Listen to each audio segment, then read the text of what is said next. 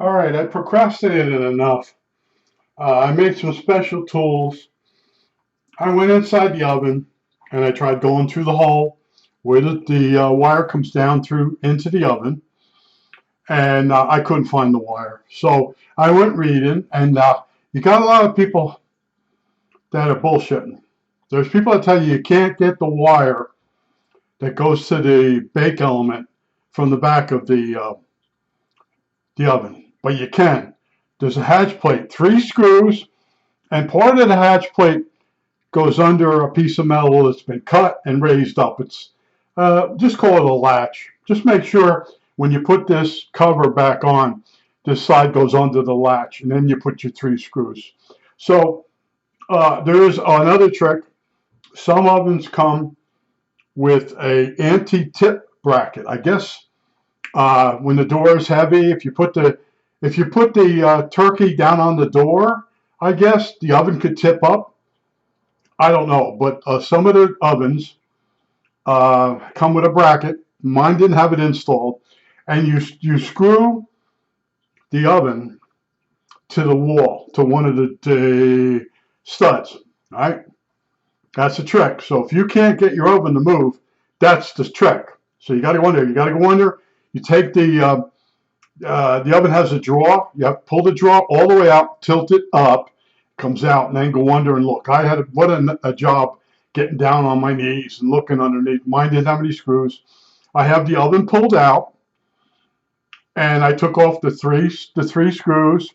I pulled it from under the latch, and there was the wire greeting me. There's no way I would have been able to fish that wire from the inside of the oven.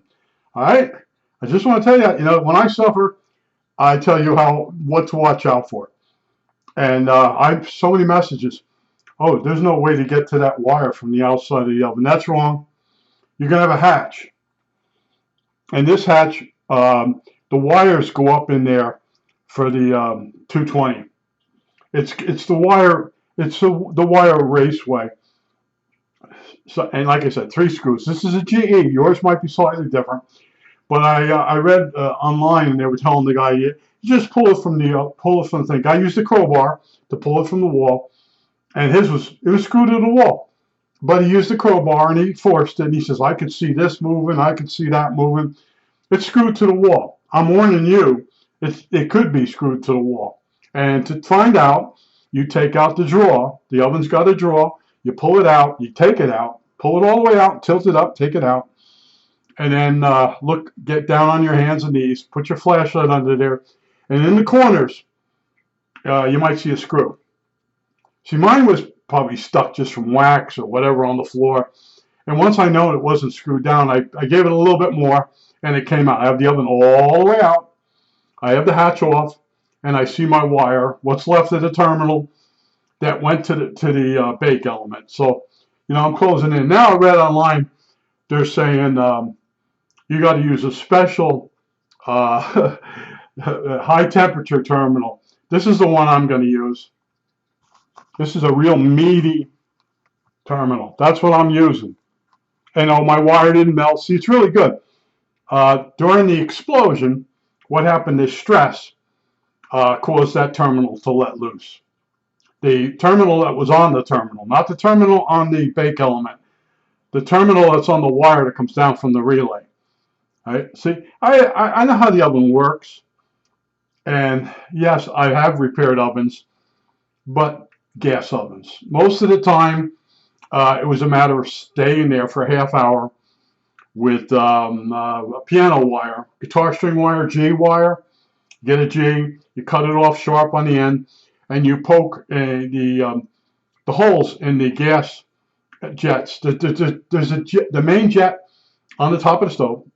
And then the people, this one woman used to boil over everything, and you had to go over there. She actually bought a new stove because she was too embarrassed to ask me to clean all the holes out again. She would fall asleep. She'd sit in the kitchen cooking and fall asleep, and the smoke alarm would go off, and sometimes one of the neighbors had to come over and wake her up.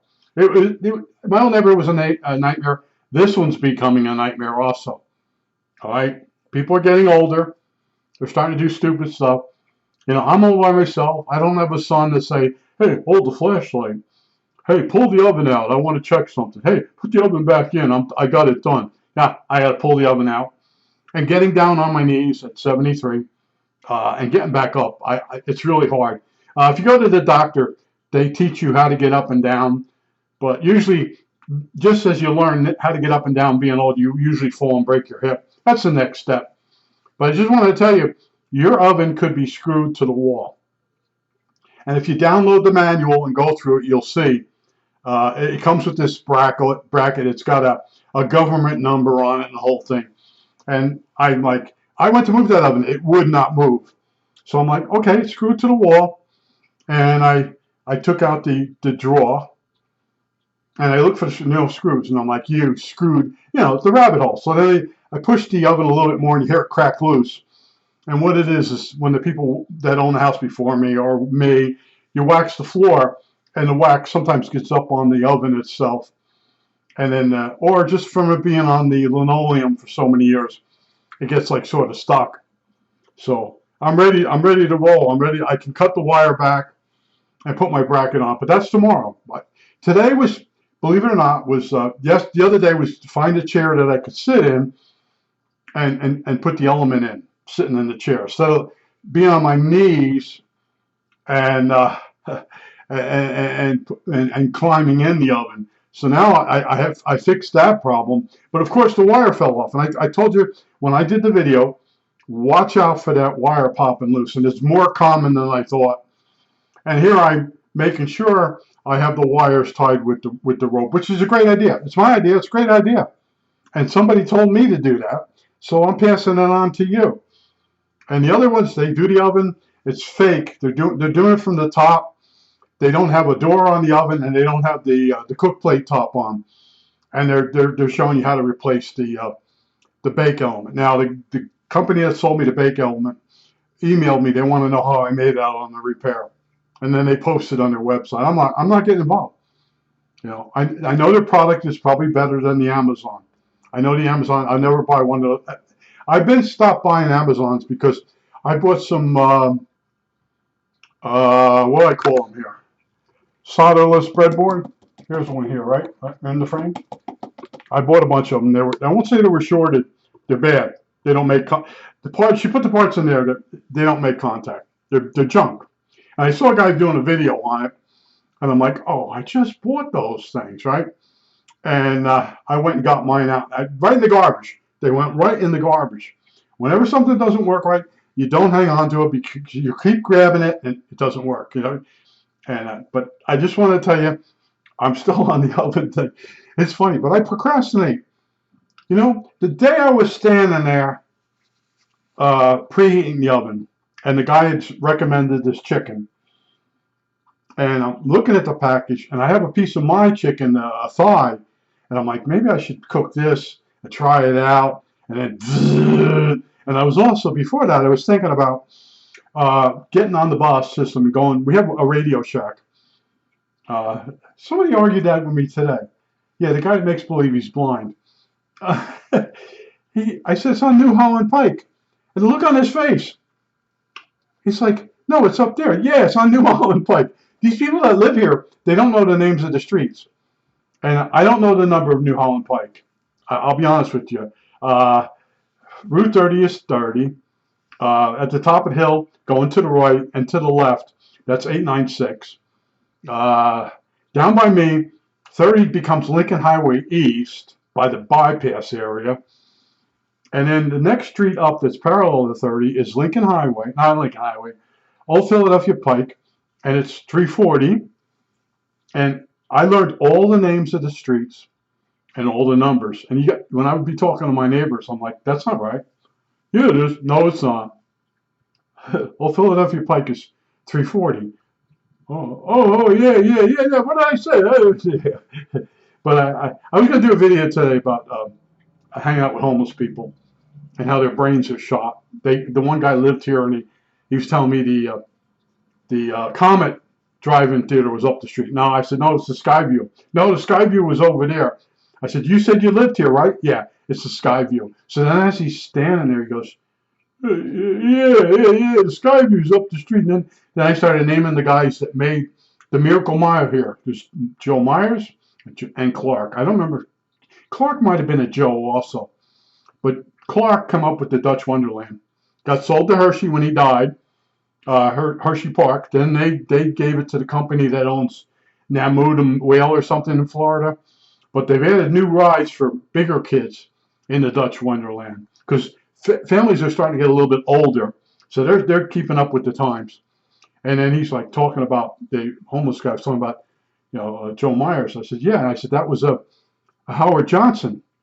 And then Joe Myers bought it. He kept the yellow roof, and then it became a trading post or some type of store, a knick-knack store for trinkets for tourists.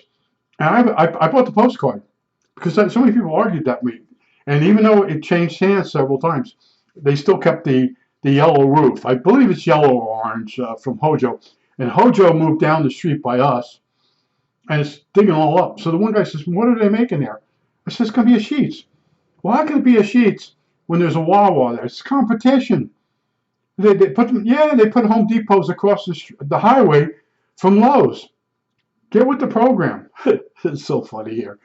Yeah, these people. And how I know is I get the newspaper delivered to me every morning electronically.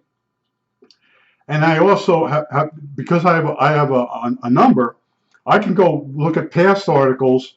And, every once in a while a newspaper will do a vintage article about the past. And I've read all those. I know about Joe Myers and Clark, how they created the Miracle Mile. And there was another guy, he lived to be 100. He's the one that used to promote it. So there's this piece of highway right by me here. Right now, I think there's 4 shopping malls on it or something like that. But nobody came from Canada this year. I used to go out walking and hang out with the Canucks. They're really friendly, really nice. But they didn't come down. I did meet one pair. And when they start talking, their English is really good. And I said, you're from Canada? Yeah. Their English doesn't sound like it has an accent. And I'm like, you just know it doesn't have an accent, so they're Canadian. Just so I can explain. Once you tune into when they talk, their English is very good. And I go, you guys are from Canada? Yeah. And see, they're Anglicans. It's not the Episcopal Church. It's the English Catholic Church, that's my religion. But being in the United States and going to war with the King, they changed the Anglican Church name to Episcopal. Okay, so they're hilarious people, man. They're really nice, and of course, there's certain people that are a certain person that don't get along with them because they think on their own. But anyway, I just want to tell you, I stayed with the oven. And, I'm walking around, and it's in the back of my head, you got to do something with the oven today. The one day I told you, I just found the right chair, and I procrastinate because I am so tired of repairing things. And then someone puts in my head, oh, it's got to be a high-temperature terminal. And I don't think that much heat goes back there. This terminal right there in the frame, is it in the frame? That sucker can take some heat. And that's what's going in there, and it's going back together. But it's so funny. As soon as I took the cover off, I was greeted by the yellow wire. And I think the other one's white. I got a feeling yellow is actually the hot.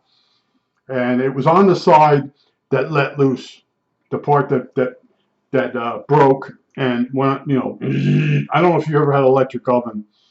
It was the worst meltdown of an element I had so far. Like I said, the first one, I don't know. I'm starting to think the oven's not as old as it is. According to the write-up, it was made in 2005. So when the element went bad, it was probably 8 years old, the element. And then I put a new element, and it lasted 5. Then I put the one from Amazon, it lasted 1. Now I bought a more expensive one. I thought the oven came with the house. Obviously, it's not the oven that came with the house because the house was built in 1985, right? 1986. And this manual that you're looking at right here, it says 2005, I believe. So I got a newer stove than I thought. but it's a repairable stove. I won't buy another stove unless I can't get the element anymore, because I can repair it.